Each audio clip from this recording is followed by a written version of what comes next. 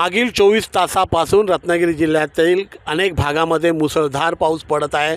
आपण जर पाहिलं तर मी जिथे उभा आहे ही राजापूरची अर्जुना नदी आहे आणि अर्जुना नदीच्या बाजूचा रस्ता जो पाण्यामध्ये गेलेला आहे आपण पाहू शकतो। जिथे जिथे आपण नजर जाईल तिथे तिथे पाणी दिसत आहे आणि त्यामुळे संपूर्ण रत्नागिरी जिल्ह्याची जी जिल्ह्याच्या प्रमुख नद्या आहेत त्यांची पातळी आता वाढत चाललेली आहे। दिवसेंदिवस म्हणजे शहरामध्ये पाणी आता येताना दिसून येत आहे आणि रत्नागिरीच्या जगबुडी नदीची जी इशारा पातळी आहे त्या इशारा पातळीच्या वरून देखील पाणी आता जाऊ लागलेलं आहे। त्यानंतर वाशिष्ठी नदीचं पाणी देखील शहरामध्ये आलेलं आहे आणि त्यामुळे व्यापारी आणि जे घरामध्ये राहणारे लोक यांना सतर्क राहण्याचा इशारा देखील हवामान विभागाकडून देण्यात आलेला आहे आणि त्यामुळे संपूर्ण रत्नागिरीमध्ये पाणी दिसून येत आहे।